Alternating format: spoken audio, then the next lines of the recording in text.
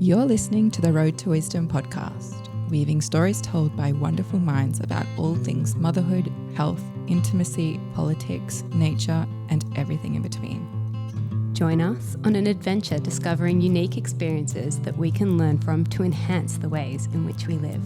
We are your hosts, Chloe and Keshia. Welcome everyone to the Road to Wisdom podcast. Today we will be talking directly into the mics and hopefully the sound will be great. We have Lucette Romy in the studio today, and we are feeling very honoured to have you here, Lucette, because you have obviously had an exceptionally big experience and are now creating a whole world? No, but a whole space around it to help other women who have gone through the same thing. So thank you for coming in. Thanks for having me. Thank you for coming to share. Yeah. Where do we go from here? I have no idea. Yeah. No, this is really big, and we are super privileged to have you here and in person too, which is even, we'll probably cry a lot. Try not to, but we probably will. But yeah. Tears are welcome on both sides. It's a big topic. Yeah. Mm-hmm. I guess we'd love to start with freebirth. We speak about freebirth. Yeah. Here a lot. Yeah. So you're at home here. I actually remember when I first met you guys, I didn't know who you were, and that was at the event, in the In Bloom event. And gosh, I don't even know how many weeks I was, but I was like, oh my God, I'm free birthing. And then you guys were like, we are big free birthers. And I was like, wow, okay, amazing. And I was like, it felt great because I was like, oh, I'm going into birth, and there's these amazing mamas sitting with me, and they're like so confident about my decision, and that felt, really supportive. So thank you. Free birth just felt like a normal decision for me. Like, obviously there's so many options of the ways that women choose to birth or end up birthing because their birth plan doesn't go to plan. And I didn't want that to be my story. I really wanted to have the autonomy over that experience and not have any of the intervention. And Tom and I, we were really on the same page with everything. We were like, this seems like the best route to go because I have a lot of hospital trauma and medical trauma. And I was like, there's no way I can do a hospital birth. Like, that's just not on the cards for me. Way too triggered, way too fearful. And we also recognized that, birthing with a registered midwife would probably lead to us, maybe having a hospital birth if there was intervention, or I wasn't feeling safe in the space. So it really became a decision of like what feels most safe to us and what feels most aligned with our values and beliefs. And free birth really offered that window for us. Like, wow, this seems like a really great option where we can learn about this process and understand what birth is and actually do it ourselves. And I think there's a million terms within the birth space about different things, but there was so many different birthing groups that I attended. And when I wasn't attending free birth specific groups in the beginning, and they were more mainstream and talking about, what to do in hospitals and things like that, I found it really interesting that a lot of those mothers were just handing the reins over to someone else and didn't know anything about what was going to happen. Like, I remember one woman asking what meconium was, and I was like, how do we not know what meconium is? Like, I feel like that was something I learnt pretty immediately in a sovereign birth class that I did. So that to us was really like natural way to progress forward when we found out that I was pregnant. And it wasn't really something that we were kind of like scared of. We felt really empowered by it. Yeah, that's amazing. I always am like bow down to any woman who is already there with their first pregnancy, first baby, because, and we've spoken about this before, like I was that person. I was like, meconium. I actually think that it wasn't until Willow did her first poo that I was like, what is that? And I found out that the name was meconium. So, you know, it is, and I think it's like a changing of the tide, isn't it? That women are starting to educate themselves, or maybe we're in a bubble here. Yeah. Yeah.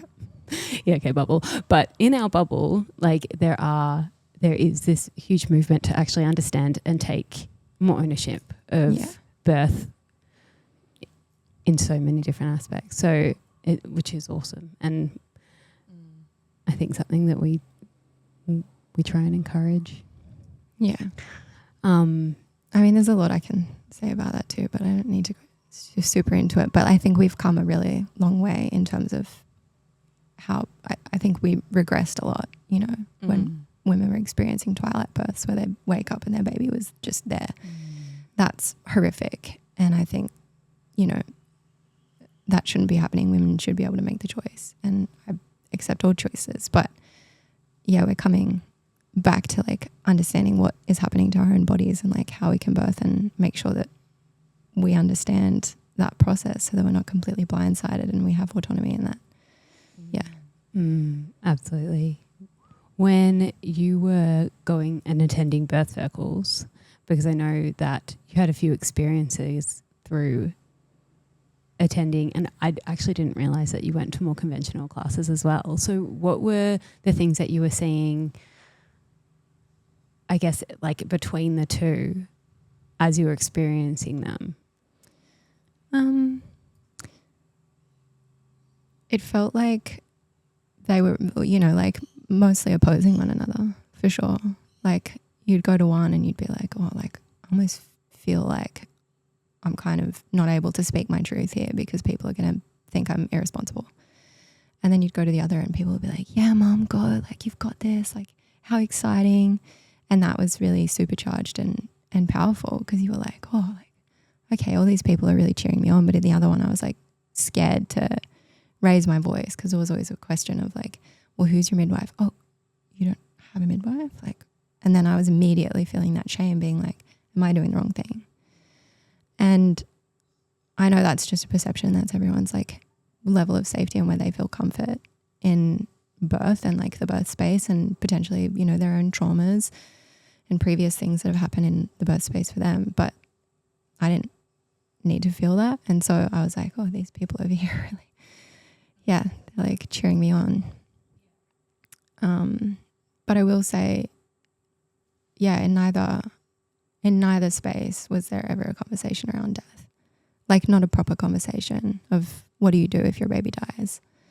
And that to me is a massive gap. Like that should be discussed in every single birth class anyone takes, because it is a probability, and it is a real probability, and I don't think anyone wants to face it. But if you don't plan for it, then what happens when it's in front of you and you're just unable to do anything because you're like, wait, I like made my postpartum freezer and I have all these things and I bought all these like nappies and a crib or whatever it is that you bought to prepare for a child.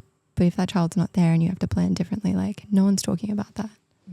So true. Like even after five kids, it still never occurred to me, and it was still never mentioned, and it was still really nothing that we would discuss until really the podcast, I think, with our last babies, where it was something that we really got into and we really like grappled with, like discussing, because we felt like we had to start to consider what does happen and like who is responsible for these outcomes if they occur. And you know, it was like there. I feel like we were kind of guilty of that too, because in the early days of the podcast, we did have some women reach out to us, and I shared this with you before, Lucette, and we had some women reach out to us with their free birth stories that ended in baby passing. And we were freshly pregnant at the time, and I was like, Chloe, I can't hold the space for those stories. Not right now. Like if I have that going through my mind while I'm pregnant in the birth space, like, nope, can't do it. Yeah, and that's right, actually. It was so easy to just put the blinkers on it. Trying our best to ignore any bad outcome story, because it felt like if we gave it any attention or any like... You'd manifest it. Exactly. Yeah. Or like we didn't want to take on anyone's like stuff because we were trying to like protect ourselves from that. But ultimately, like, it is I think even further than that though, there's my personal experience is that any negative stories I've heard of while I'm in the birth space, they infiltrate. So I'll like, if there's any kind of inkling, I'm like, oh God, am I just thinking of that story? Like I remember in Poet's birth, I was like it was taking a bit longer and someone had told me a story of like the cord being wrapped around their baby's neck like 4 or 5 times. And I'm like, oh my gosh, like that could be it. And you really have to like, you know, tune that out and kind of center and be like, okay, is that it? Is that what's happening right now?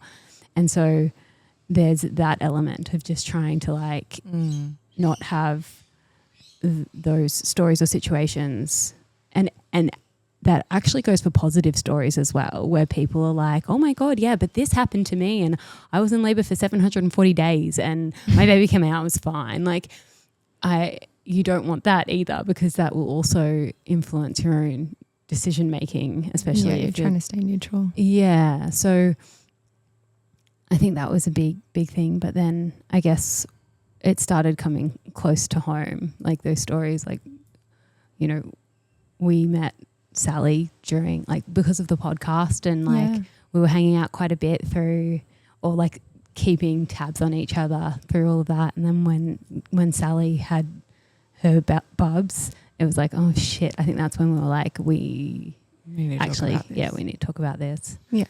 So yeah. I mean, I was in the same boat. You know, I was like, I've been saying to some people, like, I feel like I was almost naive to think that, you know, oh, like this will never happen to me. And I'm not going to listen to these stories because I'm not going to manifest this. But in my situation, like it was already in my history, like not history, sorry. It was already in my destiny. Like there was nothing I would have been able to change. And that was coming for me. And so by ignoring it, I was completely unprepared. And it was actually to my detriment in many ways, because that naivety meant, you know, I didn't have any idea what to do. I was so unprepared. And I didn't want to ever believe that was my, you know, destiny. I don't think anyone goes into pregnancy and chooses to keep their baby only to like plan for them to die. I don't think that anyone ever wants to do that. But I think that we should make a plan for that in case it does happen, because it is common. And I think especially what I'm realizing is just how common it is by my own experience and talking about it and realizing just how many women around me have lost babies and lost children, and in quite similar circumstances, but yet no one's really talking about it. So no one's then making the plan, no one's making the action to help themselves. And then when the situation comes, like no one knows what to do. So I really want to be able to create a space and voice for that, so that, yeah, this isn't such a taboo topic. Should we go into the story of Dash's birth? Yeah. So, well, first of all, Tom and I conceived kind of a year ahead of schedule. So when we started talking about having kids, we were like, oh, well, you know, we'll kind of try and make a plan here, because we wanted to be a little bit more financially stable, and so we'll try and conceive at the end of 2024. Well, end of 2023. There was a baby that was like, I'm coming whether you are financially stable or not. Like you can't. It's always the way. Do that. Yeah. So we found out we were pregnant and we were like, okay, this is going to be great. And I wasn't like, I didn't really have any crazy morning sickness. I was tired and exhausted, but I never threw up or anything. So my pregnancy was pretty normal, I guess, in that regard. Like there was nothing to me that was extenuating. And yeah, so I had a really breezy pregnancy, and kind of what I knew of going into labor was like, you'll know when it's labor. Like you're not going to like guess, oh, is this labor? Like that never happened. I knew straight away. It was like 2 a.m. in the morning. I woke up and I was like, that's not a Braxton Hicks. That's like, oh yeah, that's big. And so, yeah, I kind of jumped out of bed in that moment and got straight into the bath. And yeah, I was pretty much in the bath until I'd say the sun rose. and just like moving through the sensations. It was really gentle. I was listening to music and stuff, and I knew I was like, oh, I'm in early labor, and you know, in a day or 2 or 3 or at some point I'm going to give birth and I'm going to meet my baby. And that was like really exciting. But yeah, we were just moving through it pretty slowly. Tom set up the bed. He did the whole bed lasagna thing, and like we'd bought, you know, puppy pads and sheets and layers upon these things just in case we needed them, just in case I decided to birth in bed or, you know, whatever it was.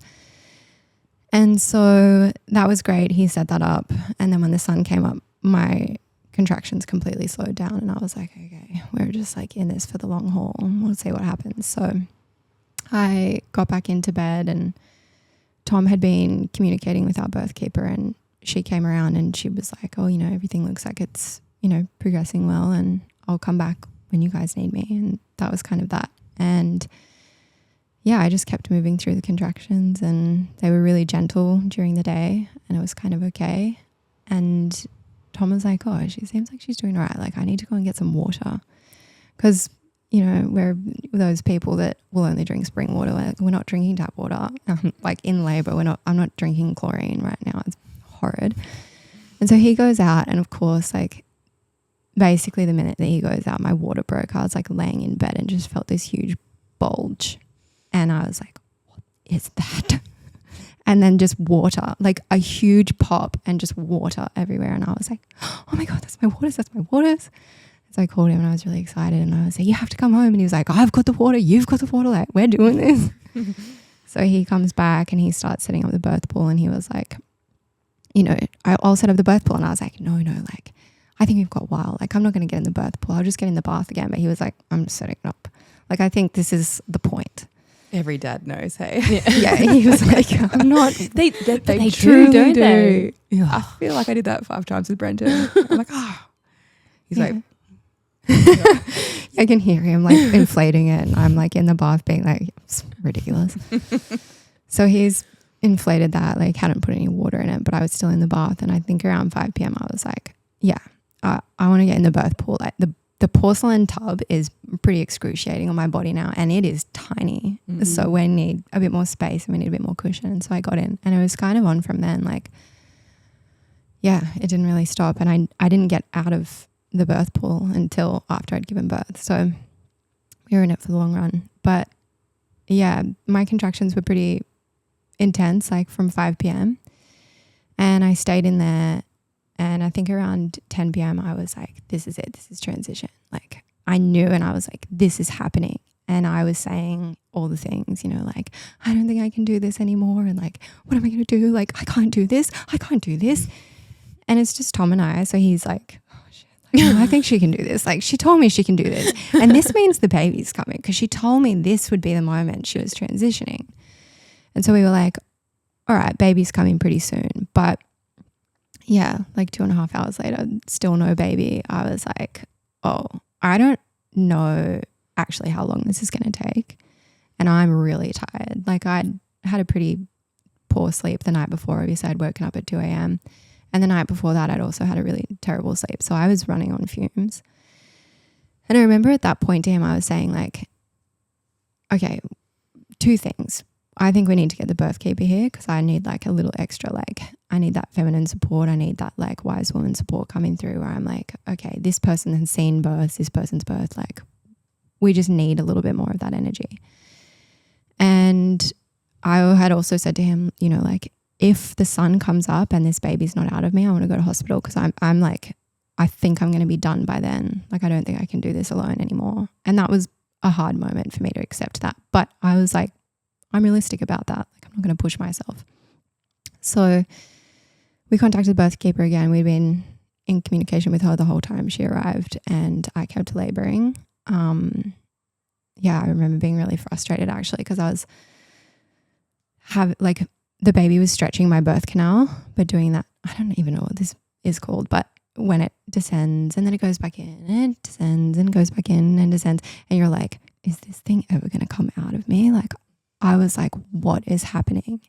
And I'd also heard from friends, you know, if you push yourself past that stretching, you can tear, because your baby knows what's going on with your body, is like moving with these surges. and you're slowly becoming open to actually birth the head, which is pretty intense. And so I was like, oh, I'm going to have to ride through this because I don't really want to tear, but I also don't really have a choice. And I've also found it really interesting. I tend to do this, like jump around, but I found it really interesting. Hearing women that were like, I don't know how to push. Like no one ever taught me how to push. I was like, what do you mean? Your body just pushes, right? Like I didn't have a choice. I couldn't slow that down. That push sensation was so intense. And I was like, when women say they don't know how to push, I'm like, God, like I didn't even have a choice. Like it just happened. I couldn't hold that back. I couldn't force it. It was just instinctively like it was just happening.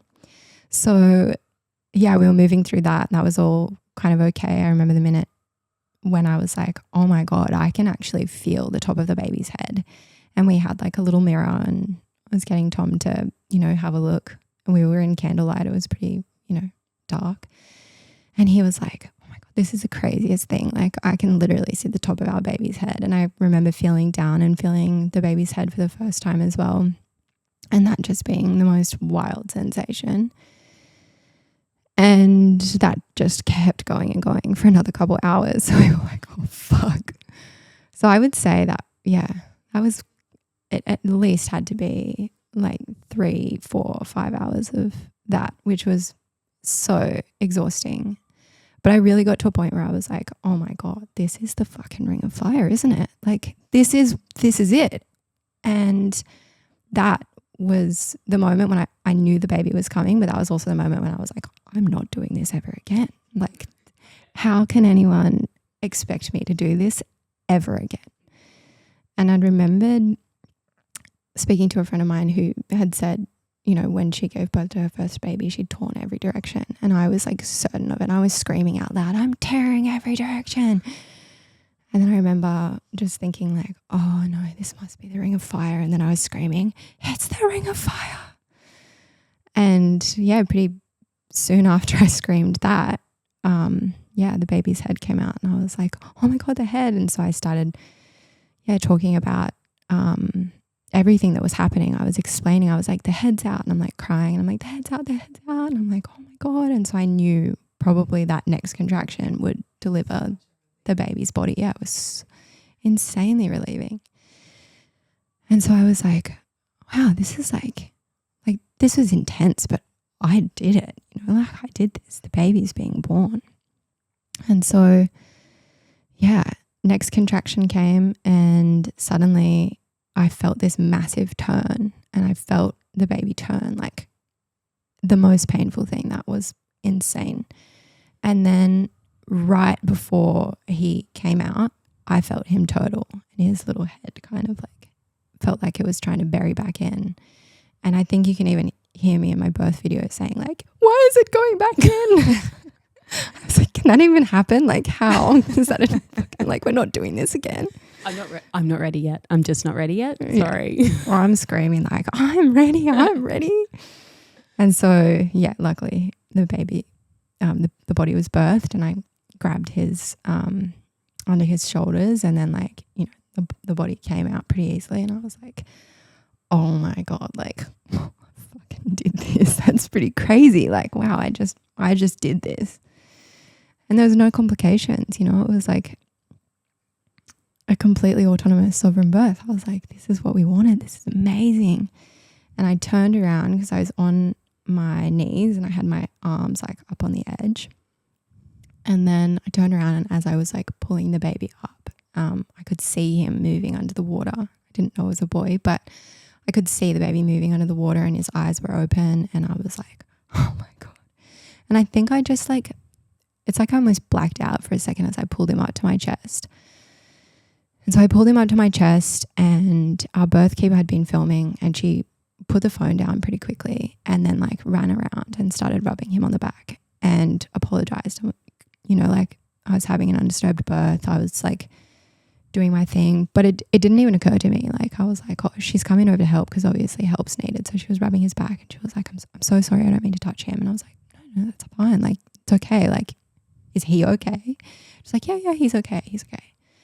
I was like, okay. okay, like we're good. And he let out a little cough and he let out a little cry, like when he very first came out, but he never let out like a full cry.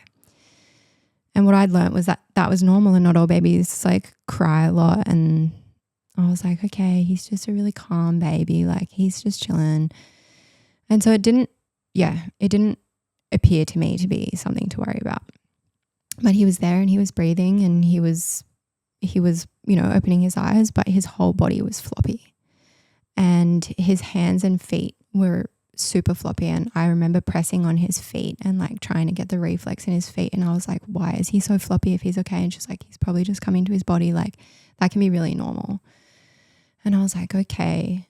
So we kind of sat in the pool for a little while. He did start getting reflexes in arms and legs and like he was moving, but he was never crying. And in those moments, like he was looking at Tom and I, and that was like the most beautiful moment that I ever could have imagined in my whole life. Like we're sitting there and we've worked out, we've done this thing, like we've had this baby. And yeah, I remember looking down and like feeling, and I was like, oh my God. And I knew, like I just felt, because it was so dark, that we'd had a boy. And straight away, I think I was like, oh my God, it's Dash. Like it's Dash. And Tom was like, we had a boy. Everyone, basically my whole pregnancy had said like, you're absolutely having a girl. Like you're definitely having a girl. And I was like, well, it's a 50-50 chance. Like, come on. But I think there was really only 2 people that said, yeah, you're having a boy for sure. And I was like, everyone else has girl. Like, I don't know. So that was like that was a real surprise. It really was, because we just kind of went with the energy of what everyone was saying, which is funny. And I think you're always surprised either way. But yeah, there was this real moment where I was like, oh my God, like this is going to be so much fun. Like for Tom to have a son and for us to have a little boy. And like, I think you can do this with either gender, but like, the flicker reel that happened where I was like, oh my God, like Tom's probably going to teach his son to do jiu-jitsu and like surfing and all of these things that like my mind immediately associated with like having a masculine child. And so yeah, we were in the pool for a little while and then we got over to the couch. And mind you, at this point, like, I guess the position that Dash was in, he was pressing against my bladder. So I hadn't peed in like 12 hours. I had completely flushed out all my poos while I was in early labor. So like the pooper scooper I bought, completely useless. Like not a single poo was caught or dropped. Like, so I was busting, but it just wasn't coming, because after Dash was born, my placenta was then sitting there and I was like, oh my God, like by the time the placenta's ready, I'll probably go to the toilet. But we sat on the couch, laid on the couch for a little while.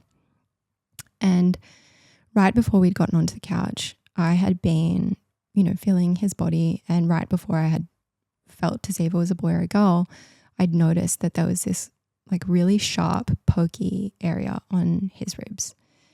And it immediately alarmed me, and immediately I was like, it's a boy, and kind of got sidelined. And so when we got onto the couch, I was like, there's something wrong here. Like there's this really sharp section on his ribs and I don't know what this is. And like, this is really concerning.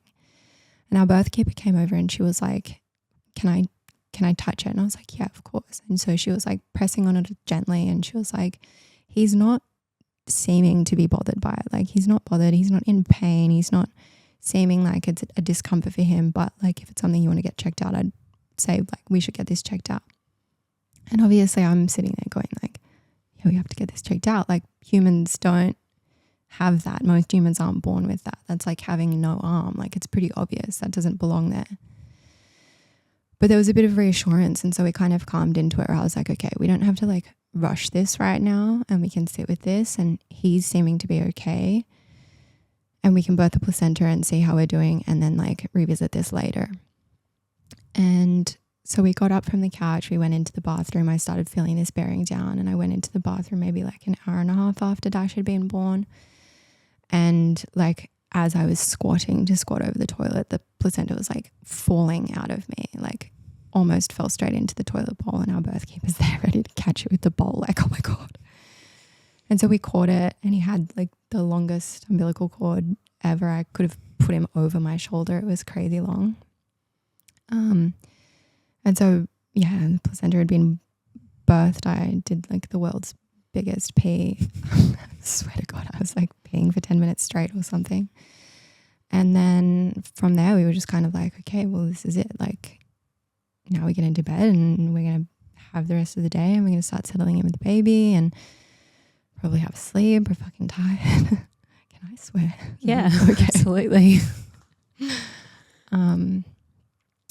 So yeah, we got into bed and we were planning to do a lotus birth. So we left the placenta in the bowl and we put a little stool next to the bed. And at that point, the sun was like quite up. So we were more aware of what the light, like natural light was. And we were looking at Dash and he hadn't latched by then. And we were looking at him and we were like, something's weird about his color, right? Like his color's really off. And our birth keeper was like, look, this can be really normal with newborn babies. Like, you know, his color is purple in his hands and feet, but like it should return and like you just have to keep him warm and like keep doing skin to skin. And I was like, okay, but like he hasn't latched either. And, you know, is that normal? Like he's not latching. But that feels really, you know, like innately that feels wrong to me because, you know, I thought that was one of the first things a baby would start doing was like coming up to the boob and start latching. And he hadn't done that yet and his color was really off. But she was like, look, this can be really normal. Like I'm sure he's just landing in his body. What I didn't understand at that moment and why she had dropped the phone or why Tom thinks she dropped the phone is because when I'd pulled him up out of the water, he'd completely gone floppy. Like his head went back, arms, everything. Like that was why I was struggling to find the reflex in his hands and feet. And so I didn't find that out until later. But when we got into the bedroom, that was a comment that Tom made. He was like, you know, I was really worried there for a second when he came up. He was really floppy. Like, was he okay? And our birth keeper said, you know, if you guys would have been in a hospital, they would have put him straight on oxygen. And I was like, did he need to be on oxygen? Was that something that we needed? And then she was like, no. Like, you know, obviously that's just intervention. Like it's not needed. Babies don't need oxygen. So I was like, yeah, true. Like I've heard this in free birth, like bringing an oxygen tank or whatever it is, like ridiculous. So I was kind of like, oh yeah, okay. Like I trust that. I trust what she's saying. Like he is breathing.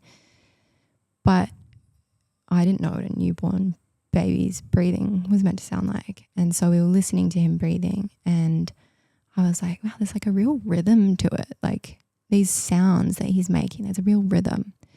And she was like, yeah, he's making such cute little noises. And I was like, yeah, they're so cute. Maybe he just must be dreaming. And this went on for hours and hours, like these sounds being made where I was like, this doesn't sound normal to me because like, why is he making so many sounds? But like also babies make little gurgling sounds, so I don't know. But the rhythm behind it what was kind of the most noticeable. So yeah, we kept bringing that up basically. The breathing, the color most predominantly was what we kept bringing up. Secondary to that, the fact that he hadn't latched yet. And yeah, the breathing was very much like a second, you know, like it was a bit down the list because we were like, well, we can see him breathing. We can hear him breathing. He's moving, but he hasn't latched and his color is really terrible. And he has this thing on his rib, but just keep him warm. So we were doing skin to skin. And yeah, it kind of got to a point where she was like, look, I have to go. Like, I've got to go. I've got stuff that I've got to do. I've got commitments. And we were like, okay, that's like 6 hours after he'd been born. So she left. We were still pretty concerned right before, I think it was actually at 7 a.m. She had ended up messaging a friend of ours. We'd asked her if she had a doctor that would come to the house and she said, yeah, I've got a number I can get. I'll have to get it from the person. I was like, okay. And so she messaged a friend of ours to get the number. And she got the number right away. Like my friend had responded to her really quick. She'd gotten the number and never gave us the number and never called the doctor. And so right after she left, we were like, oh my God, we never got the phone number to call the doctor. Like we need to get this doctor here. Like we want to get him checked out right away. And we were under the assumption, like based on what she was saying, that this doctor absolutely did home visits and could come and see us that day and that we would be able to get him checked out pretty quickly.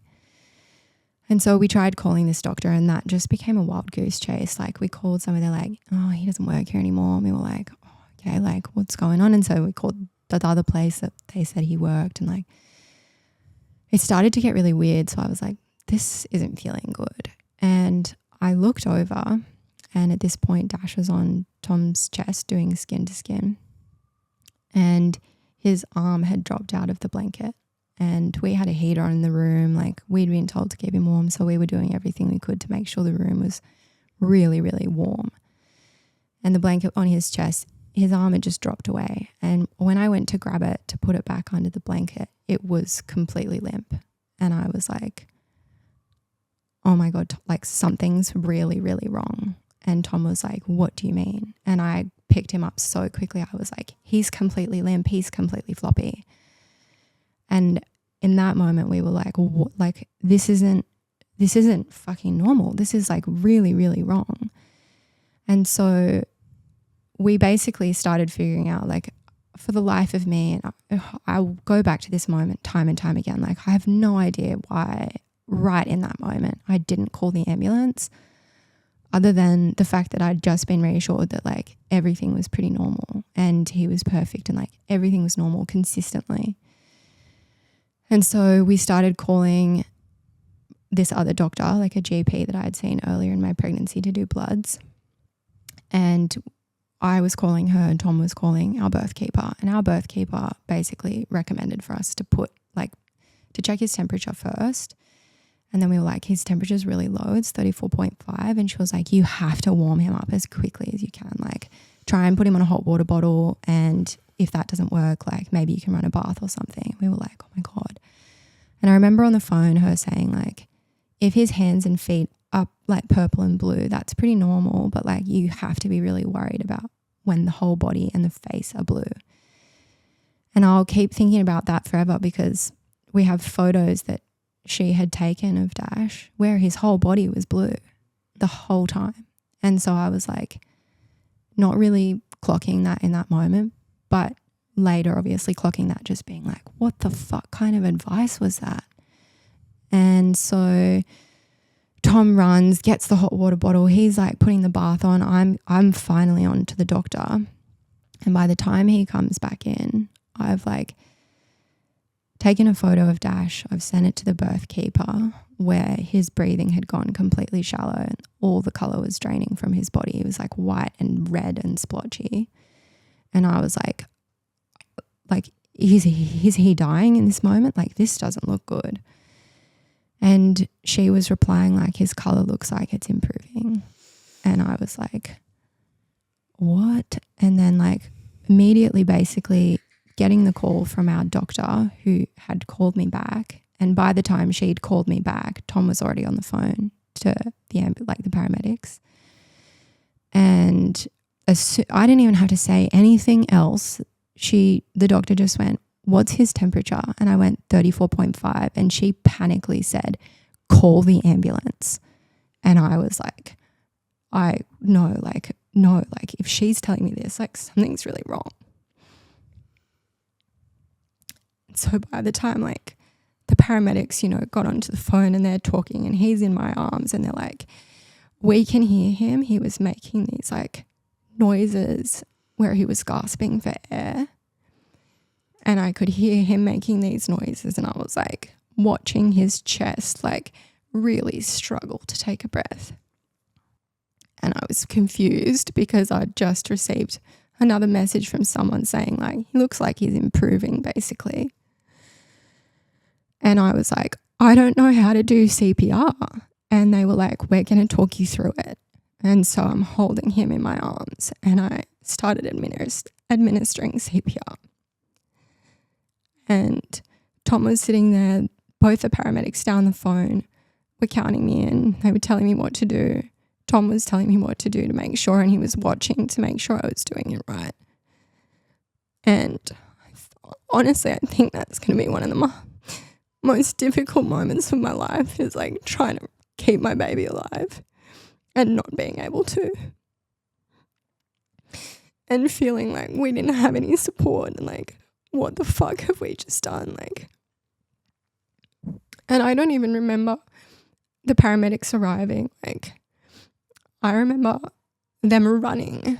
We have these big glass sliding doors next to our bedroom, and I remember them running onto the lawn, and then suddenly, when you watch like a piece of food being taken over by ants or like piranhas or something. They're just everywhere. That's what it felt like. It felt like suddenly hundreds and thousands of these like paramedics and police were there, just like all surrounding Dash, and they were working on him, and there was police in the hallway, there was police on the lawn, there was paramedics everywhere. Apparently there was 3 police cars and 3 ambulances that showed up to our house.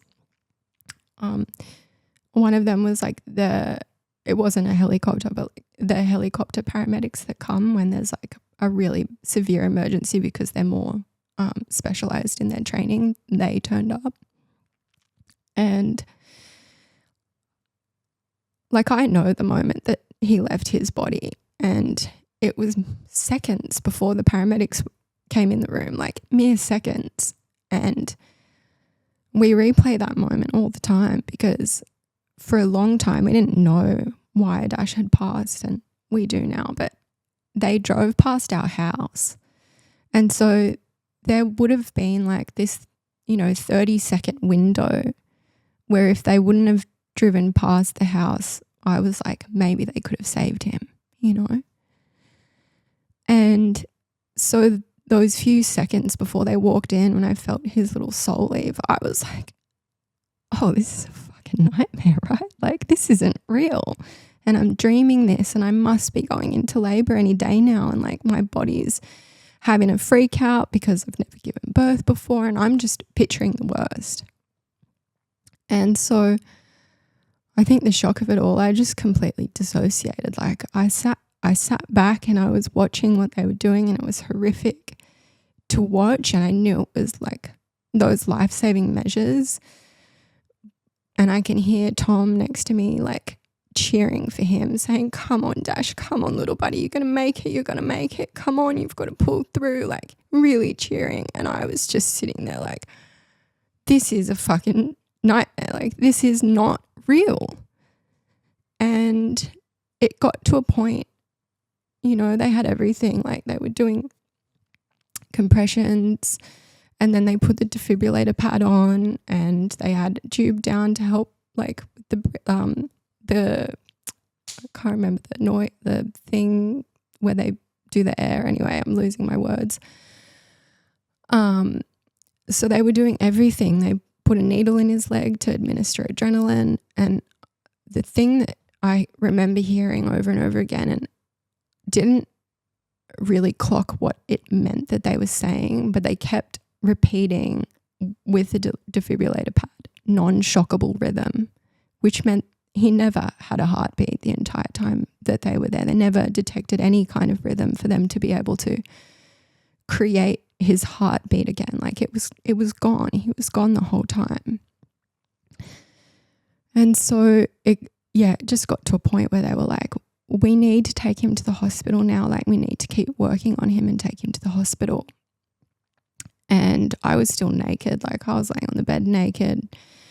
Tom's quickly grabbing me clothes, and I was like, I need to go in the ambulance with him. And they were like, you can't come in the ambulance with him. Like we need all the people in the ambulance to be, the paramedic workers. So we need the space to keep working on him.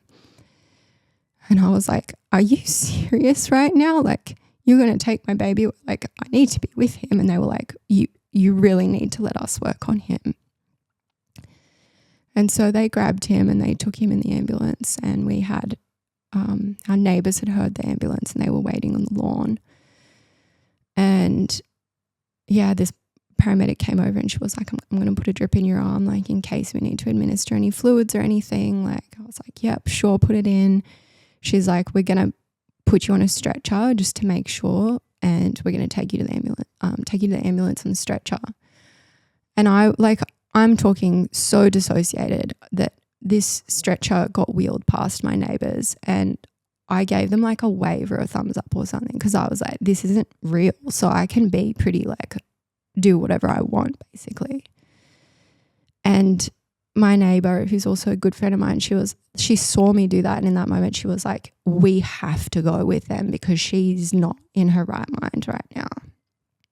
And I snapped out of that really quickly, because by the time I got put into the ambulance, I was like, oh no, this is really real. And this is really bad. This is like really, really bad. And the paramedics started asking me questions like, you know, do you have diabetes, or is there anything that I need to know about? And I was like, no. And she tested me. And I just looked at her and I was like, is my baby going to be okay? And her look told me everything. But what she said gave me hope, because she said, you know, like her look was like, no. And she said, we did everything we could and he showed no signs, but they're taking him to keep working on him. So I was like, oh, there's still like a chance that we're going to get to the hospital and he's going to be okay. But I think within the chain of, you know, who's in charge, like she's not allowed to deliver news, like you have to wait. And she obviously wasn't with him. So like until they've done the COD, like the TOD, like the time of death, that no one can say like, yes, that, you know, your baby isn't alive anymore. So we got to the hospital, and as we were getting wheeled in, I was just like, this isn't really happening, because we're going to get in and he's going to be in the room and he's going to be on oxygen or something and he's going to be okay. Like he's going to pull through this.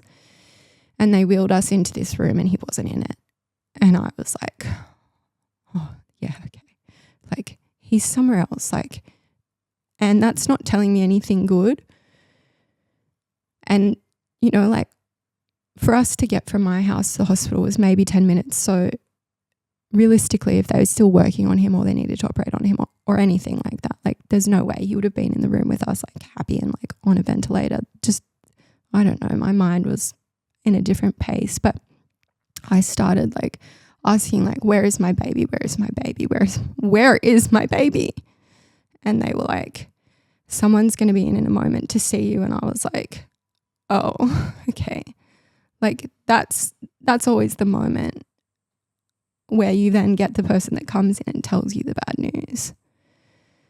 And it was the paramedic who had been leading everyone on the day for his resuscitation, and he came in and he was like, I'm really sorry, your little boy was obviously very sick and there was nothing that we could do for him. And I was like, you're not really delivering this news. I like, you can't be telling me this right now. And I just remember Tom kept saying like, I'm so sorry. I'm so sorry. Like it was only happening to me. And I was like, this is happening to you too. Like, what are you sorry for? You know, like, well, we don't know what's going on right now. And yeah, they were basically like, you'll be able to see him soon. We just need to do a couple of things. We're just waiting for a few things and we'll take you to go and see him.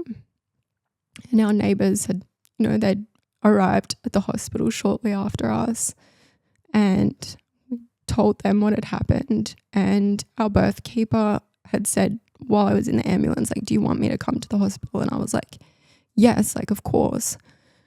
And so shortly after she arrived, and she didn't know, so I then told her, and she was like, oh my God, and came over and like consoled us, and she stayed at the hospital with us as well. And when they came to tell us we could go and see Dash, we were like, can our friends come with us? Like, we didn't know how we were going to do that alone in that split second. And they were like, absolutely not, like, you know, next of kin only. And we were like, okay. And so we get wheeled over to the room where he is, and there was 2 police officers guarding him. And the social worker that was taking us to go and see him was like, he's not going to look like what you remember. He still has all of the paramedic equipment on him, and we can't take that off him legally now. And I was like, what do you mean? And she said, you know, that a forensic photographer is going to have to come in now to take photos of him to supply to the coroners. And I was like, what? And so I didn't really understand what my rights were in that moment or what I could advocate for, but we went in and there were these 2 police officers basically guarding us, like making sure that no foul play was happening. And we picked him up and that was it, like we basically spent an hour with him before the forensic photographer came in. So he still had everything on him, tape all over his face and tubes, and they were like, so sorry, like you guys have to go, like you might be able to come back in after the forensic photographer's taking their pictures, but you have to go now. And I was like, oh my God, like you're taking my baby away from me, like, and I'm never going to get to see their face properly ever again because you're telling me you can't take this stuff off. And like, I didn't even get any time with him as it is. And, we're in that room. He's just passed. There's a detective in the corner that's like, I need to get a statement from you guys. And I was like, right now, you've given me an hour with my son and you want this hour to be when I'm giving you a statement. And he was like, it's not a formal statement. Like, we just need to get a little details because, a child's died. And I was like, oh my God, like no space for any of it. And so the photographer came, we left the room and we were in the other room with our neighbours and our birth keeper. And we had made calls to our parents before we'd gone in to go and see them, and they knew. And my mum only lives an hour away, so she was on her way to come and be with us. And after the photographer had finished, like my mum had just arrived, so we all went in together to be with him, and we probably only got another hour with him.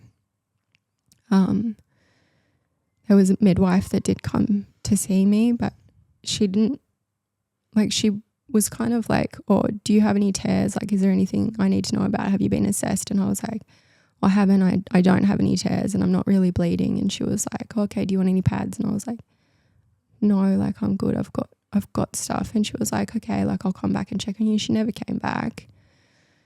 And yeah, they never really like gave us much information about what the rest of the time would look like. But our social worker had been, kind of giving us information about what to expect. And while we were in the room with him before the coroners came, like they said, you'll get to spend some more time with him when he comes back and you'll be able to take photos with him and, get hand footprints and stuff like that done. And I was like, comes back? And they were like, well, we're going to have to do an autopsy.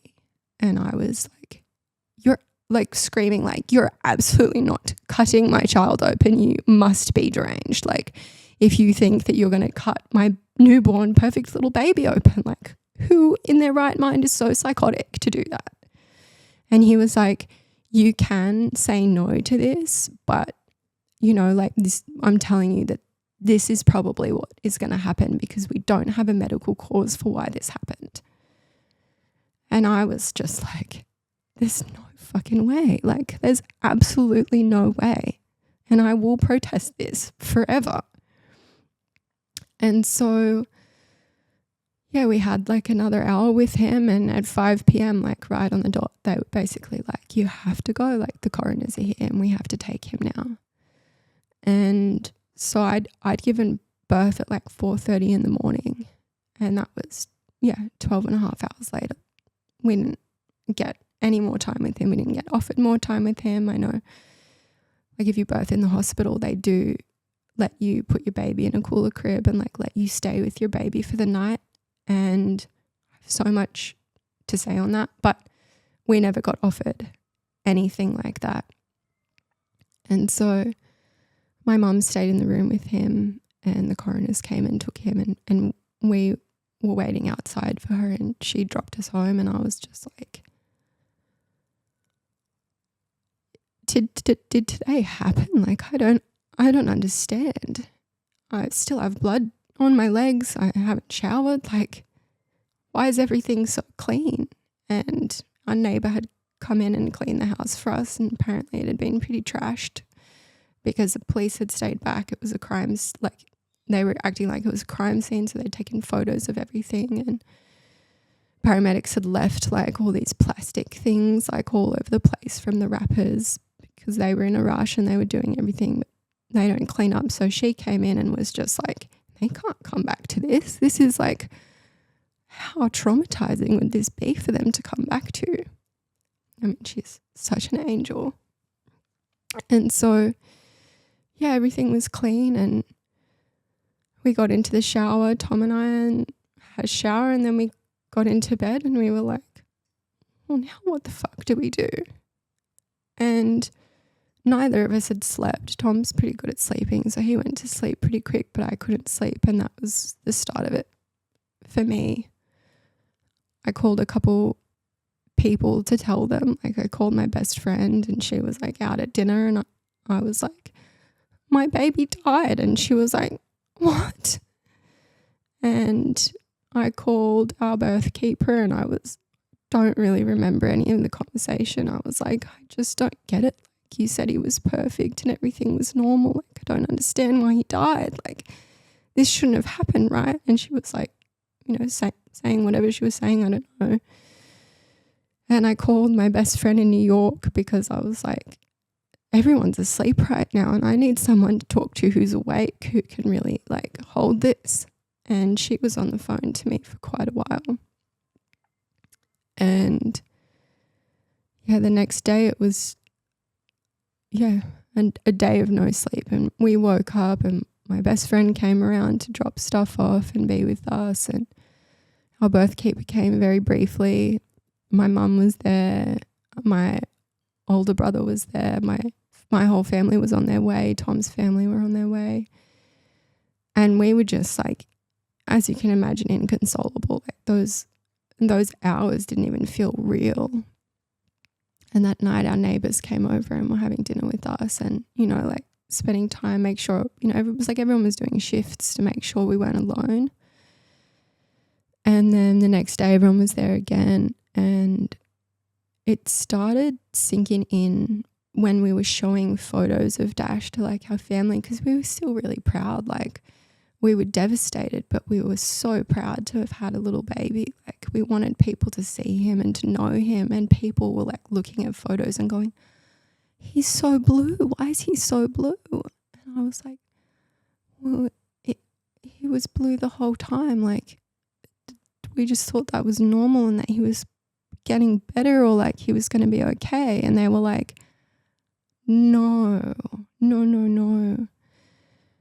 And I didn't realize that when you give birth, that's the hormone dump that starts your milk to come in. I didn't know that was a process.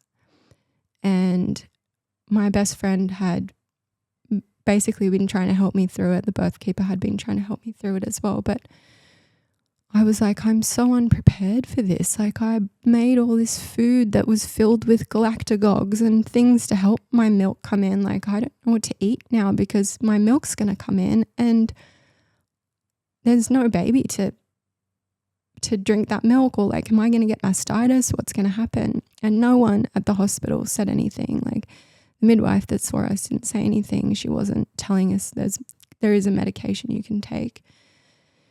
And so my best friend hired her midwife for the day to come and see us. And she came and was like, this is how you're going to get through it. And I'd actually done a birth circle session with her while I was pregnant. And, you know, she was my best friend's midwife. So I knew like I could trust her coming into the space. And she was really, really gentle and so amazing and sweet. And yeah, she helped me to understand what I needed to do when my milk came in, which was devastating and so difficult to move through. And she was like, I'd really love to understand a little bit about what's going on and how I can help you, because basically over the weekend and while my friend had been looking and organising her midwife to come see us, she put us in contact with her early to kind of figure out what we could do before my milk came in and make sure we had everything so that when it came, we were prepared. And she was like, where is your son? And I said, he's at, you know, this hospital. And she goes, I know a lot of the staff there. I'm gonna call them and see if we can get you guys to go and spend some more time with him while he's in their care, because I birthed on a Friday and he didn't get taken to the coroner's until a Monday. So he was in Lismore basically the whole weekend, and she called them, and she'd been on the phone to us. She'd called them and then pretty quickly after called us and was like, I'm so sorry, they won't let you see him. They have told me that without police supervision, you guys aren't allowed to be around him. And I was like, but we didn't do anything wrong. And she was basically like, I know that, and I'm really sorry that they're treating you like criminals, but they're not going to let you go and see him, and the police won't come to be with you while you're with him. And so we were like, okay. And that kind of painted a momentary picture where we were like, are we being investigated for this? And so she came, she was like talking about, you know, like, is there anything I can help you guys to understand about what's taken place? And she watched my birth video and she was like, you are a really beautiful birther. Like, you had a beautiful physiological birth. Like, and the crazy thing was, as she was watching the video, like, I'm narrating a little bit, but you couldn't hear it as much what I was saying as the moans that I was making. And as I was moaning, she was like, did he just turn? And I was like, yeah. And then she goes, and he just turtled, right? And I was like, what is that? She goes, did it feel like he was trying to go back in? And I was like, yeah. She goes, yeah, he just needed a little bit more room before he came out. And I found that so incredible, because like, that wise woman knowledge that she knew what was happening just from the sounds that I was making. And I kept flipping through, and she was wide-eyed looking at photos of Dash after he'd been born. And I flipped to this video where he was moving, and I was like, this, you know, on the iPhone, if you play a video, you have to press the sound for the sound to play. So I was like, we were trying to work out if his breathing was normal or not. And I went and just like clicked the sound button, and the sound just like blared on. And she immediately threw the phone and put her hand up to her mouth and was like, and I was like, what? And she was like, sweetheart, he couldn't breathe. And I was like, but that video is taken at like 7:30 in the morning, and our birth keeper was still with us for 3 hours after that. He couldn't breathe. She's like, no, he was grunting and he was really struggling to breathe. And at that moment we were like, did our baby die for no reason? So there was like this huge, like, it wasn't something she was trying to put on us, the midwife. She was just explaining like, this is what this is. And immediately we were like, what the fuck? Like, if we would have called the ambulance earlier, could we have saved him? Like, could we have done anything to save him? We had all these concerns, and we were so reassured, and we really trusted what, you know, our support was saying, and we didn't do anything, and now he's gone. Like, how do we move through this? And so we did. Like, the next 3.5 months were basically torture. We had the most difficult conversations with coroners. I remember one of the first people I messaged was Sally, and I was like, I can't believe I'm sharing this news with you, but like, I gave birth and my son died. And she was just like a force. She was like, this is what's probably going to happen. They're going to tell you that there's nothing that you can do to contest the autopsy. They're going to go ahead with it anyway. And I was like, what? Like, I said no to it, but there was nothing that we could do about it. Like, they told us straight up, like, you can say no and you can go to court, but we're basically looking at this, that there was negligence involved, and we need to know what happened to your son, and we're going to push ahead. And I mean, our detectives were really lovely. Like our social worker at the coroner's office was really lovely. Everyone was so sweet with us, but that was like the most violent and heartbreaking conversations you ever have to have, like having someone tell you how they're going to cut your child open and, you know, doing the brain autopsy on them, which is really intense because they take the brain out of the baby's skull and submerge it in a liquid for 2 weeks so that they can take a proper biopsy. And so, you know, they were like, we've done the organ autopsy and we're going to do the brain autopsy, and we can send you your son back early if you want, and we'll dispose of his brain. And I was like, so you're going to send him back in pieces is what you're telling me? Like, you're not going to send him back with his brain? Absolutely not. Like, that's what the like who's saying yes to that? And I'm sure there are parents, and I'm not trying to shame them, but I was like, that's just not happening for us. Like, you have to send him back to us whole. He has to come home whole.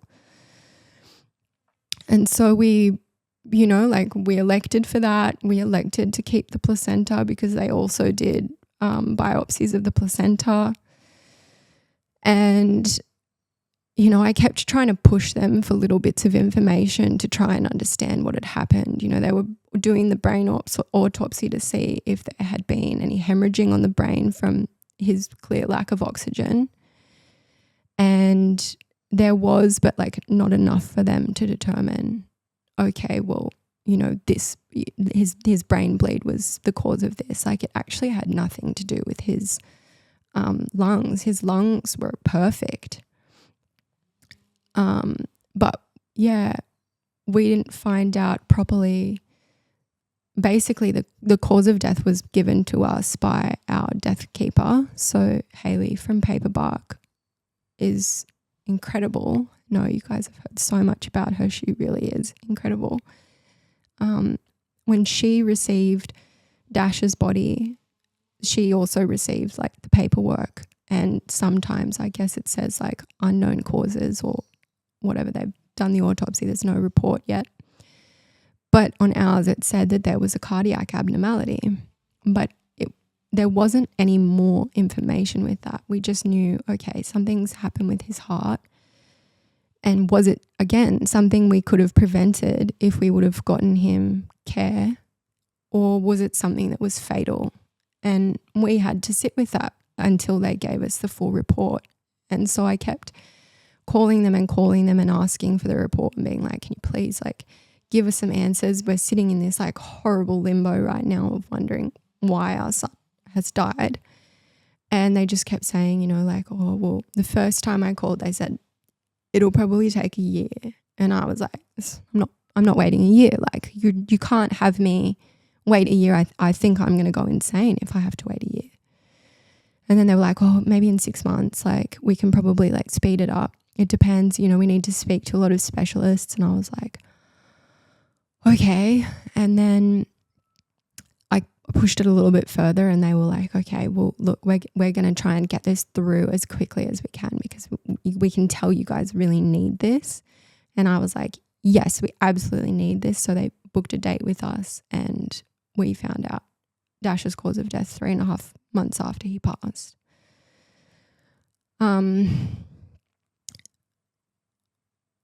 Obviously, I was like so against the autopsy being done, but there is this huge piece of closure that we've received in that result. And knowing what happened to him still horrifies me. Like, I was up in the middle of the night, even last night, with sweats thinking about how his body was violated. But it has given us a closure that we didn't do anything wrong. And actually, if anything, like, we had the most incredible birth experience and like brought him in with pure love by choosing the way that we chose to birth. So Dash had 2 abnormalities, one of which was fatal. He had situs inversus, and he had dextrocardia. And situs inversus basically means like all of his organs were on the wrong side of his body. So everything was mirrored. His heart was on the right, like his lungs were flipped, his liver, kidneys, like everything was on the opposite side. And from my understanding and what I've been researching of this, and if there's anyone out there that's an expert, like tell me more, I'm so curious.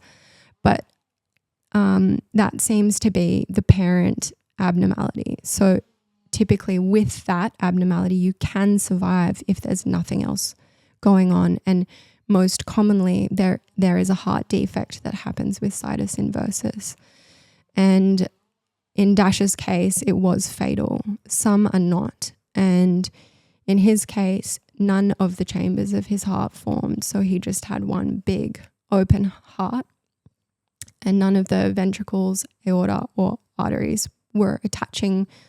They were attached, but they weren't attached properly in a way that would have allowed his heart to keep pumping blood and oxygen through his body.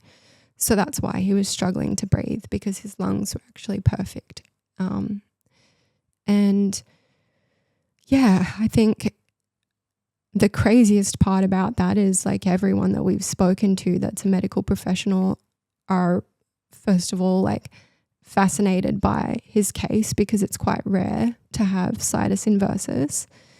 And they're all like, we don't even know how he survived full term, let alone 7 hours outside the womb without a proper functioning heart. Like, that's crazy that he survived that long, because his heart couldn't, like separate blood and oxygen. Like, it wasn't working properly. And so, yeah, basically a lot of them are like, you must have been really healthy, and he must have, like, he obviously needed to be born to meet you guys, to have that experience of pure love. And that is quite magical, and that's a real miracle. And they're not even sure if they would have detected it in an anatomy scan or anything while I was pregnant, if I did get scans, because it was so complex that they had to ask like several different specialists whether it was fatal or if it would have been picked up, and they're like, not sure. And so, yeah, that, I don't know, there's like all of the parts of me for 3.5 months that went through the like, we've really fucked up here, and like we could have done something to save him. And now we're at the point where we're like, it's like, because, and I'm sure there's a better word for this, but like, it's really the only word that I have. I don't know, like, because of the slowness and the ignorance in like addressing what was actually happening with him that morning, it meant that he really didn't have to go through anything but love. Like, for him to have so like synchronistically left his body seconds before the paramedics came in, like, he didn't want to have to live with any of that, and like he didn't want to have to be put through any of those experiences. He just wanted to know like the love of my womb, and then like being with us for those hours. That must have been enough for him, And it doesn't make it any easier. Like, obviously I wish every day that he was here and that I could have done something to save him. But like, even though we were aware, like the fact that nothing happened allowed him to just stay with us and be with us, because yeah, if we would have gone to the hospital earlier or whatever it was, maybe they would have put him into theatre and he would have died on the table, like being operated on, when they opened him up and realised what was going on. And I would never have wanted that for him, knowing that his condition couldn't have been prevented and it was fatal for him. So it's hard to wrap my mind around in many ways, because there was like parts where I'm like, that was really negligent, and you gave medical advice to people who, didn't know what was happening. And I think the part that is difficult for us is like, if we could have saved him, if we could have, we'd be looking at a negligent homicide is what police basically call it. And that's what we were told when we spoke to the police. They were like, this is potentially being investigated as a negligent homicide. So that was also like a really graphic and like violent portion of everything to be basically looking at that. And Tom and I were never being investigated. Like they'd told us specifically like it had nothing to do with anything that we'd done. They were like directly looking at our birth keeper, which was really scary. You know, like you try to do everything you can to get away from the system and have this beautiful like sovereign experience, and then suddenly you're thrown into it and they're using words like autopsy and negligent homicide, and you're just like, what the fuck? Like I'm in 5 days postpartum.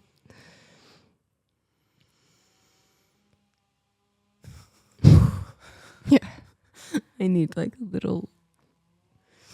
I'm real sweaty now. Okay. I think I've just got water coming out of every part of me right now. That's huge, honey. That's and messed up and beautiful, and I'm actually just, to be completely honest, speechless. Like I gulped in so many parts of that. Yeah. It's fucking huge. Yeah. And there's obviously so much more to it, but like you only have so much time in a day. Yeah. No, I was just going to say, like, are you sitting in a place where you feel like at peace with the birth keeper and seeing it from the lens of like, had it looked different, you would have had less time with him and that could have looked really different? I'm not entirely sure yet. Like, I think based on what took place, like she was out of her depth that day for sure, and her advising us so many different things when there was so many things going on with him was dangerous. Yeah. Because in a lot of situations and with a lot of women that I've connected with, they're seeing like one thing going wrong with their baby and that's enough. You know, like that's enough to raise flags and have, you know, have your wits about you and call an ambulance or a doctor. Because like there's nothing wrong with calling an ambulance and having medical assistance come. And if there's nothing wrong, you just go home or they leave. And like I don't know why it wasn't like serious enough, because when I look at it, and obviously I'm the mother and I'm looking at the whole story and I'm like, okay, he had this thing on his chest, which I'm sure there's like people that are wondering about that as well. But basically that was like an additional piece of cartilage and it wasn't fatal. And so the birth keeper was right in that regard. Like we asked the coroners about that. Was one of the first things they gave us information. And the coroner actually just said, that was just Dash. You know, it was just like a little difference that he had, like a third nipple, you know, like he just had like something extra. But like that's 1. The breathing is 2, not latching is 3, and the colour is 4. So to have 4 signs of distress and not take it seriously is dangerous. And like I can't have peace with that. Yeah. Because I think like I've never had the opportunity of like holding my baby in my arms or a 2-year-old that's mine in my arms. But as a parent, what I'm understanding more and more is that like that intuition was on point immediately and it was pushed away. And it was on for hours and it was reassured. And that reassurance to me, when you're not medically trained and you're not saying like, look, I'm not sure, I'm not medically trained, let's get a second opinion. You're just saying like, just keep him warm, like I think everything's okay, this is normal, they're just landing in their body. It's dangerous because you're not even leaving it open for a different opinion to come in. You're making the opinion. And if Dash didn't have these fatal abnormalities, which he did, maybe there was a world in which he could be saved. And, you know, I'm hearing these stories and so I can reflect back on them and say like, that could have been us too. But Dash's destiny was that was in his hands. Like that was the way that he was formed as an embryo. That was how he grew in my womb for 9 months. Like there was nothing we could have done to stop that. But there's a lot of perfectly healthy babies that are experiencing that reassurance and passing, and you know, those things need to be addressed. Like I really do think that. If someone were to approach you as a first-time mother and tell you that their intention is to free birth, what would you, like if they were asking you for your advice or opinions, having experienced what you've experienced, what would you say to them? I loved my free birth, and I think what's really interesting is a friend of mine had messaged me with a lot of resources after birth, and she had given me like numbers for therapists and things like that. And in one of the messages she said, you know, this therapist is really great with birth trauma. And I was like, I don't have any birth trauma. Like I had an incredible birth. And obviously I'm seeing other sides of that now where I am like feeling fears within myself about like, you know, if I ever birth again, what that would look like and how I would choose to do that. But I really, really loved my birth. And so it's a confusing place for me to be in.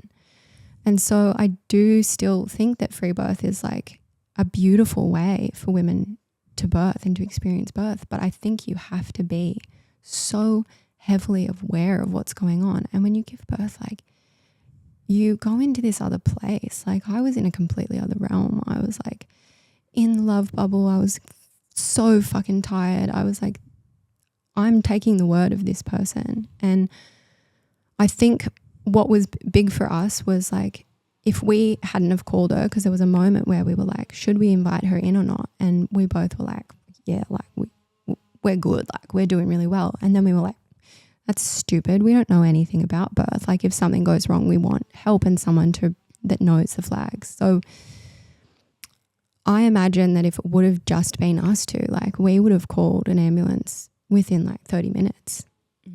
I think, you know, we always had an emergency plan, and that emergency plan was pretty simple, like take us to the hospital. Like we want to go to the hospital right away. And I was like, I don't want an episiotomy. I don't want an epidural. And I don't want like XXYZ unless it's like absolutely necessary. Like sure, but like let's not just do this for fun.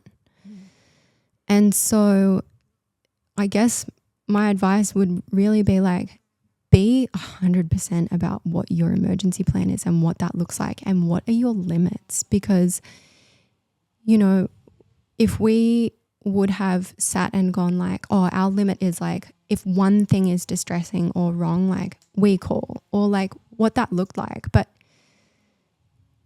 because we had someone saying like, this is okay, like we kind of went with that. And so the emergency plan never unfolded until it was too late. And so I'd be really, really like aware of what that is.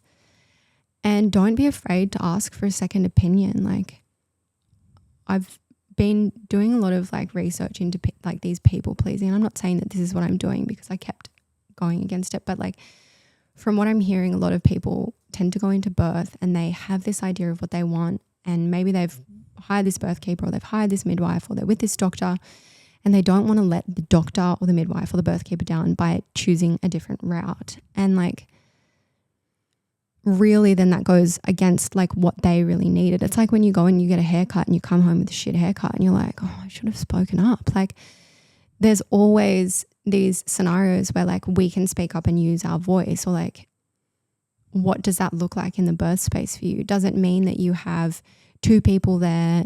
Does it mean that you have a doctor that you can call to be like, this is worrying me, and they can be like, okay, this is like, what's your emergency plan? Because just calling 000 wasn't enough. Like I had contacted people that for whatever reason that morning like didn't answer, and them being like, fuck, if I would have answered, you know, like on their end as well within that 3 months, like far out, like if I would have answered earlier in the day when Lucette called me, if I would have been able to give her the advice that I clearly would have given her in that moment, could we have saved Dash? And we know now that like nothing anyone could have said would have saved him. But I think you have to have those people that can be really brutally honest with you, because if Dash could have been saved, like if he didn't have any abnormalities, I would absolutely 100% have rather transferred to the hospital and have an intervention to birth than have a dead child. Like there's no question about that. And so to be dogmatic about your approach with hospitals, I don't think is a smart move. And I'm not saying that we were, because, you know, earlier in my labour I'd said like, if it gets here, we'll go. But I think what I'm seeing with free birth is it's becoming quite glorified.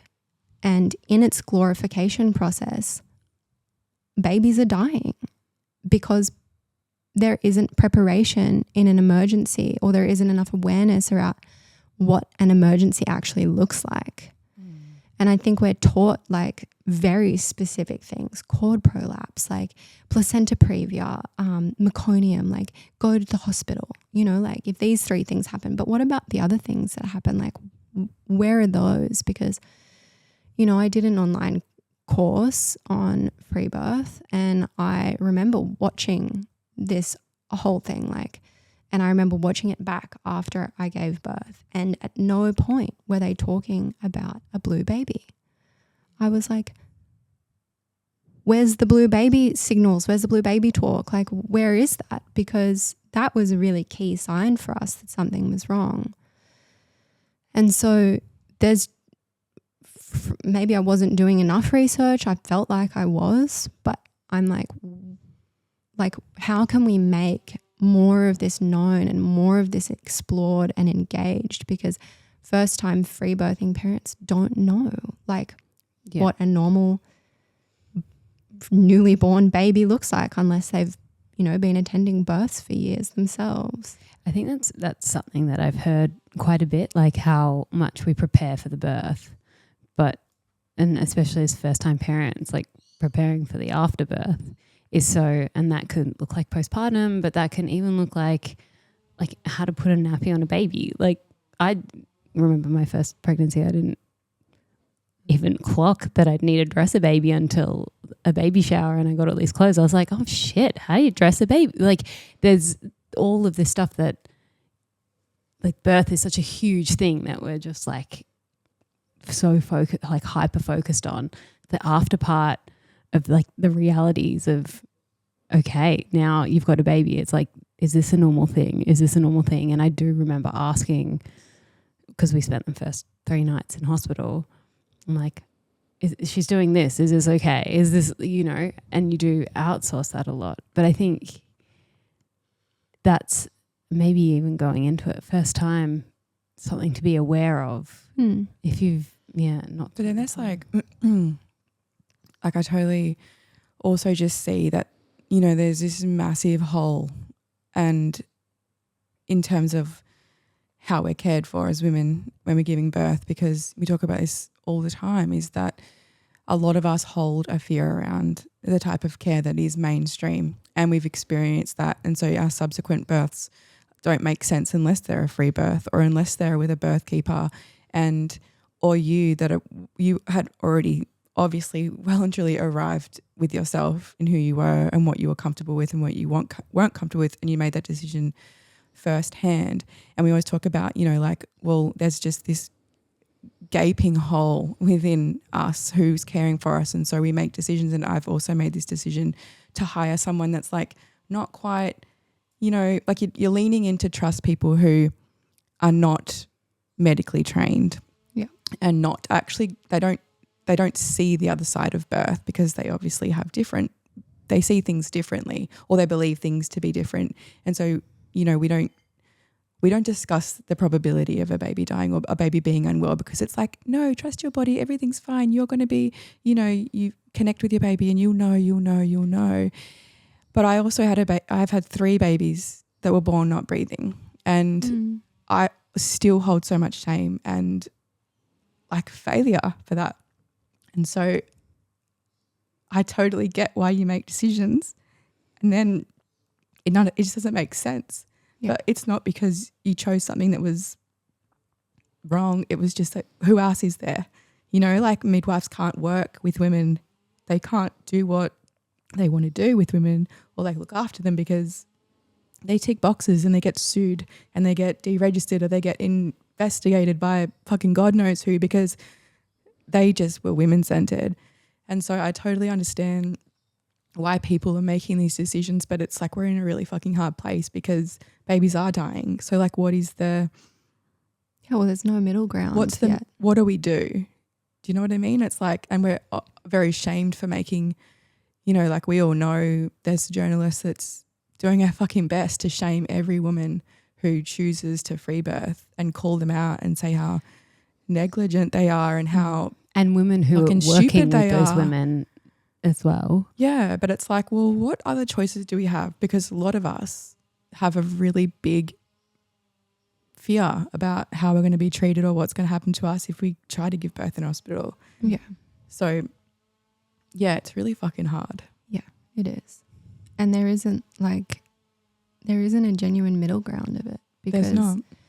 As soon as you elect to have a home birth with a registered midwife, you know, you're still birthing within the medical system.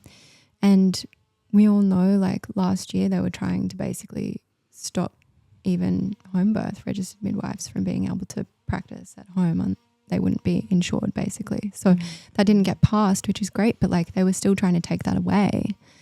And so of course, like women are moving towards free birth because they don't want to birth in a hospital because it isn't a safe space for them to birth. And that's been proven time and time again for a lot of women who've lost babies also in hospitals. You know, like I know of someone who lost a baby because of a doctor in a hospital, and they recently just got like a huge payout. But like your payout doesn't replace my child's life because of your hospital negligence. So like it's not just also that babies are dying at free births. Like babies are dying in the hospital, babies are dying at home, babies are dying in free births. Like this is happening and we know about this. And still there's not enough awareness around it. And no one's, like people are talking about it, but not really. Like there's not enough awareness around it. And like, again, I come back to what I was saying at the beginning, like how do we make a plan for death in birth? And that is a really big part of it. And it doesn't matter how you choose to birth. And there is no point in shaming someone on their choices of birth if their baby dies, because this happens in hospitals too. Like, to give everyone an indication of stillbirths in hospital, it is 6 a day, Australia-wide. Yeah. So, and it's really hard, like, to get the information for free birth for obvious reasons. But yeah, it's in the ballpark of 2,000 babies a year, Australia-wide.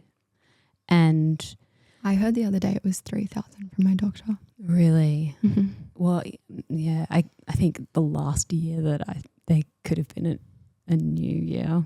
Yeah. But that's huge. And then, I mean, when we were doing research, because we were asking said journalist to come on, obviously this is something like, I mean, we talk about free birth on the podcast because there is a massive gap in birthing, in the birthing world, where it's not being spoken about enough. And that's obviously more conventionally, and Australian birth stories will never publish a free birth story. But at the same time, if we're talking about free birth stories and there is a significant number of stillbirths happening within the free birth community, like that also needs to be spoken about and addressed. So we did want to invite Charlotte King on to get to the bottom of this and like the information that she has, because obviously she has been looking around a lot. But when I was looking at the ABC's own research, it was, you know, also 3,000 babies a year are terminated for medical reasons. So that's the 20-week mark for, I'm assuming, fatal abnormalities, meaning that had they been taken to term, they would also be included within that stillbirth. And I want to say that because obviously in the medical system, in the free birth world, most often women are not going in for scans and are not going to detect those abnormalities, which is the same in Sally's case. So and wouldn't end up as. Well, they wouldn't end up as a statistic of a live birth, and then like a live death, because there's like the two levels of statistics. There's the stillbirth deaths, and then there's the neonatal deaths. And like in our situation, Dash's death is considered a neonatal death because he breathed, and because he took in air, like he was considered. It's like a crazy thing, but he was basically considered a human. Like he was allowed to receive a birth certificate. And I believe like there's a lot of seeing this all over Instagram now because the algorithm is so smart, just recommends you all the stuff that you're experiencing. But, you know, I'm seeing women who've had stillborn babies and they've not been able to receive a birth certificate because their child never took a breath. And like, it's crazy because like it's so dehumanizing. And then at the same time, I mean, we had such a crazy experience without trying to receive our birth certificate. Like we had to provide them with a death certificate first. And then Australia Post lost the birth certificate twice. And it was like this huge thing. And we would make jokes about it being like, okay, Dash, like we know that you weren't meant to be here, but we actually really need this birth certificate for legality and different reasons. And like, we really need this to come through. And then like it showed up at basically it was in our neighbor's shed randomly. I don't know how it ended up in there, but it was like this really, really difficult process for us to even get the birth certificate. And I was like, okay. And they were like, you know, on the birth certificate, it says how old he was, which is like 8 hours. And then it has his information, but it says deceased on it. And so we were able to receive that, but I'm pretty sure I'm not 100% on this, so don't quote me, but I'm pretty sure if you have a stillbirth, you only receive a death certificate. And it basically says like that you had a baby, but the baby was deceased. And so there was a woman sharing about it in the US who had a baby that actually even survived for like 3 days and was in the NICU. But when she received the birth certificate, like in an opaque font all over it, it said deceased, deceased, deceased. And she was like, couldn't I just have like one normal thing, please? And so, yeah, I know I've gone off on a tangent, but like there's a lot of ways in which they also classify how a baby has died. And, you know, in our case, like at 20 weeks, if we would have gotten a scan and they would have picked it up and said your baby's not going to survive, like I don't know how I would have ever made that decision, because you still go through the grieving process of losing your child. Like you had all these hopes and dreams of having this beautiful baby like come into your family, and then you're told like there's no quality of life for them. And like whatever women want to do, if they need to have an abortion, like go for it. But I've always personally been of the mindset that like I never thought that I would be able to abort my child's life and terminate a pregnancy regardless of the outcome. And so I don't know how I would have done that. And like I just keep thinking back to this random episode of there's like I don't know why I watch this show, but there's like a sub show of Grey's Anatomy called Private Practice. And one of the characters who is a neurosurgeon, she basically falls pregnant, has the scan, and realizes that her baby has anencephaly, which means her baby didn't have a brain. And she knew that her baby was going, and obviously this isn't a true story, but I'm sure it is somewhere in the world a true story.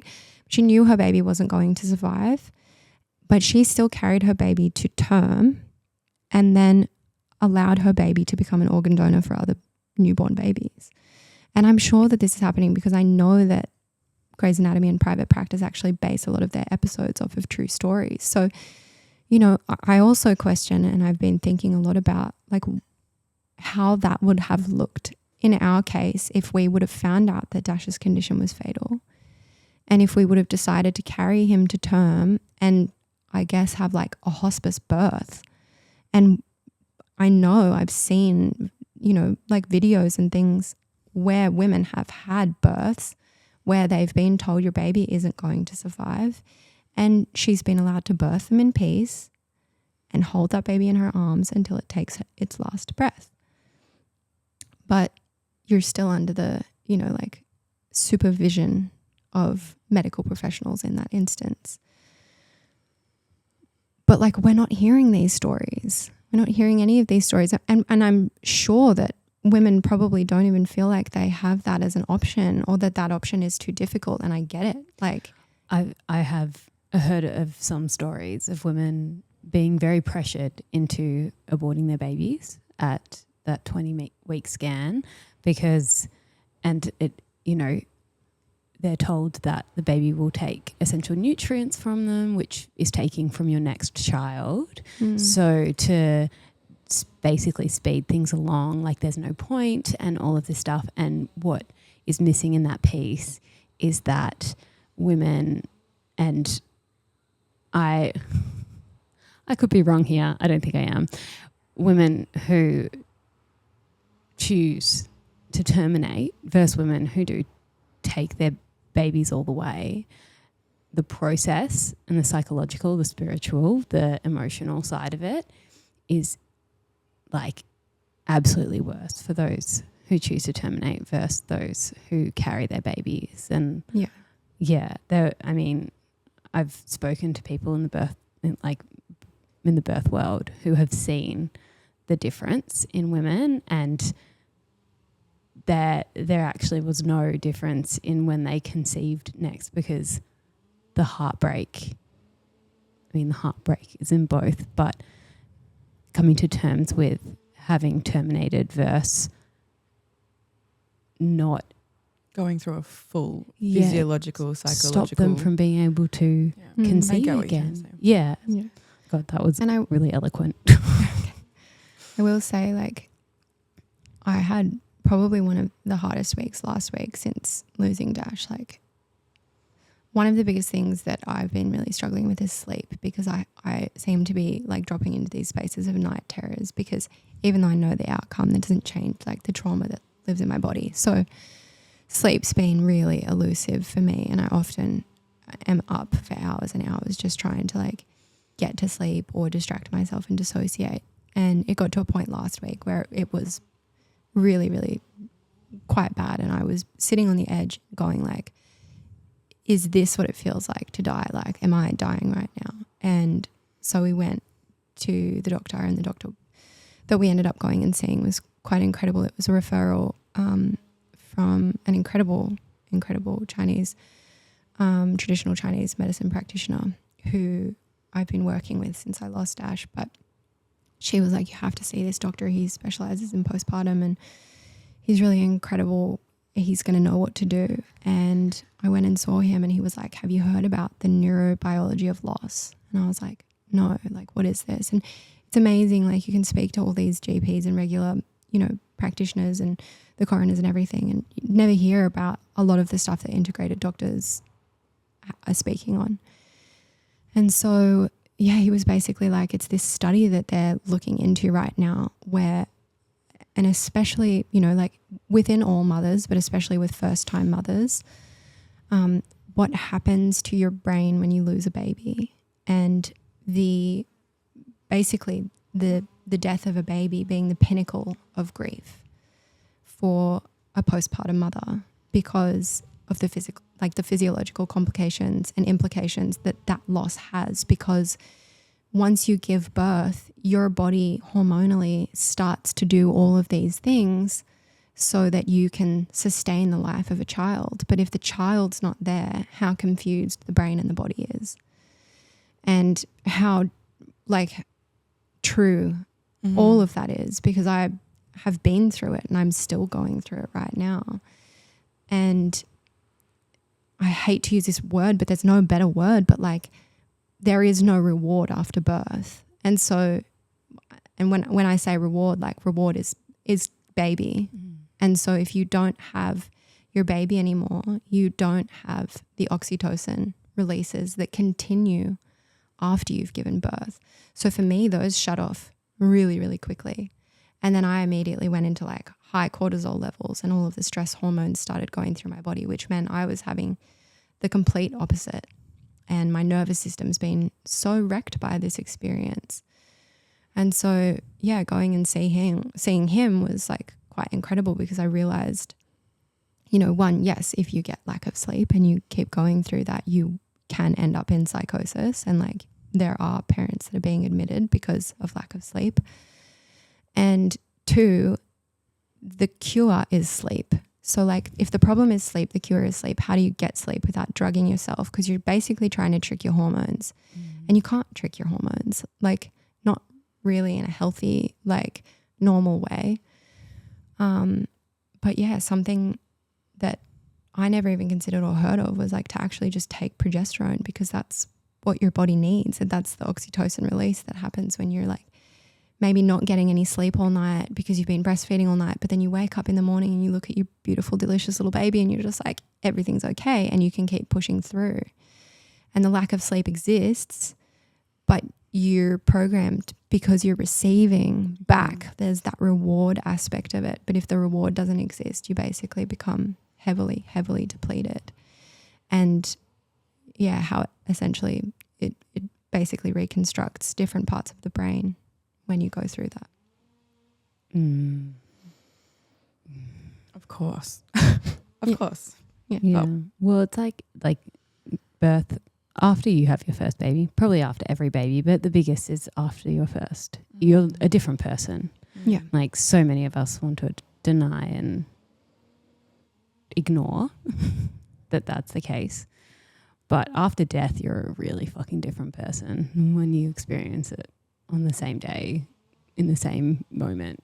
It's like a whole, like, of course your brain is going to be different. It just doesn't make sense that any part of you would be the same after that. So yeah, it's big. That's huge. And now you are holding space for other mums.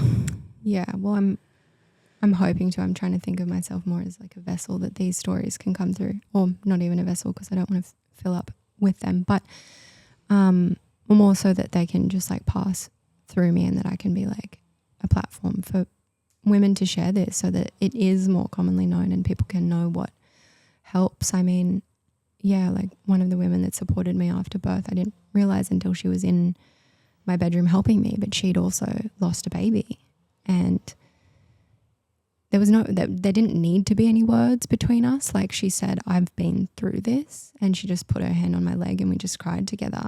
And then I knew like whatever came next was going to be really helpful. And it was like life-changingly helpful. And it was so simple too. My nervous system was so tweaked. I was like guzzling bottles of Rescue Remedy and trying to do all these things and sleep, and ended up taking sleeping tablets because I was at the first part of it, you know, at that same point of like, I'm either going to die or go into psychosis from not sleeping. I hadn't slept in like 6 days. And she was like, have you thought about putting a hot water bottle or something kind of the similar weight to Dash on your chest? It'll give your body the idea and trick it kind of into thinking that your baby's with you. And I was like, no, but that makes so much fucking sense. Why didn't I do that sooner? And as soon as I did it, like it was night and day the way that I was able to feel more rested. And, you know, my body had no idea what was going on. Like it was still producing milk. I was still bleeding. I was, you know, like going through all of the normal postpartum sensations without a baby. And so if the most simple thing that you can do to help yourself is just fill up a hot water bottle to kind of give you that emulation of having a baby on your chest, then do it. But like, why don't we know to do that? You know, like that's really simple. And I've got mums in my DMs all the time, and I've got friends and family members of mums that have lost babies in my DMs all the time now being like, what was the most helpful thing for you? And what got you through in the early days? And like, how did you cope with this? And how was this happening? And like, mind you, I'm only 6 months into my own journey, but I felt so alone until I connected with more mums. And I know what that feeling is. And there's no resources out there. There's like these shitty pamphlets that they give you in the hospital, and then you're left to go away. Well, I called one of those numbers one night and it was useless. Like the lady was really triggered by me saying that I'd lost my first child and she'd lost her fifth. And so she was basically like, well, if you ever need to call back and talk, like you can call back any time. And I was like sobbing down the phone saying, I need to talk right now. And she was like, okay, thank you. And I was like, this is the support line for bereaved parents. Like there's got to be more, you know, there's got to be something else that's more understanding, that's more tangible, that makes more sense to parents that are losing children. Because yeah, she was basically referring me to go and look at these links on this website. And I was like, I need to speak to a real person right now. I need to know that I'm not alone in this, and that, you know, I've got support even if I don't know the people. And it was one of the biggest things I realized, you know, and we touched on this earlier before, like when you're pregnant, you don't want to listen to these stories. And I get that. It's so hard. And most birth podcasts, I realize these stories are peppered through them very sparsely. But like when it happens to you, just like there's so much fluff around, and like all the fluff is wonderful, like listening to beautiful birth stories, like that's great. And there's a place for that too, but there are enough places for that, and there needs to be a place for these stories also, because these stories will help other women that are going through this to know what to do and to not feel alone. And I know it's super hard to listen to them because they're devastating, and you don't want to imagine that you'll ever have to go through that. But I think it's really important to be aware of what comes next and how to handle it if it does come for you. Yeah. Or if it does happen to you, you know.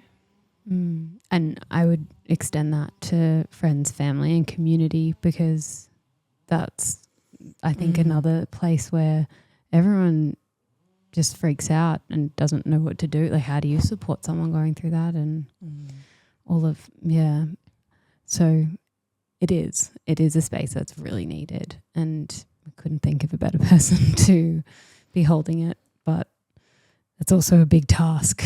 Yeah. Yeah. Definitely. So if anyone's listening to this and they do need more information and they do want to find you, where can they find you, Lucette? So you can find me. I'm on Instagram predominantly. My Instagram is just Lucette Romy, so LucetteRomy. Why do I not know how to spell my own name? And the platform that I'm creating is called Sana Mama, which means to heal mother, and that's SANANAMA. Sana. Oh, I've done too many N's. We'll figure it out. We'll link to it. Yeah. And yeah, Sana Mama _. And that's the podcast that I'm creating to share these stories and help these women to be heard as well. And you're creating a resource too for anyone that needs to. Was that right? Yeah, my hope is that what I'll be able to do is actually create a free downloadable ebook for anyone to provide to friends if they've lost a baby or mums experiencing it straight away, that has more practical tips in it. Like what to do when your milk comes in if you've not been guided in the hospital or you don't want to take medication, what to do when you're feeling anxious, like the hot water bottle trick was great for me, simple practical things like that. And where to go, definitely a lot of resources can be put in these books that are a little bit more helpful than what is currently out there. Lisa, you're a gem, and thank you for Thanks for sharing. I know. I'm still a little bit speechless. I'm still digesting. I know. I feel like some stuff came up from you. Yeah, it did. We'll debrief that. Yeah. Oh, honey. Don't. I did so well. I'm good. Oh. Okay. It's all there. Yep. It's big. It's just hard because we can stop recording now. Yeah. Sorry. Goodbye, everyone. Thanks for tuning in to the Road to Wisdom podcast. To join the journey, you can follow us on Instagram at theroadtowisdom.podcast and at www.theroadtowisdom.com. roadtowisdompodcast.com. Don't forget to subscribe and leave a review. We look forward to seeing you next week with more juicy content.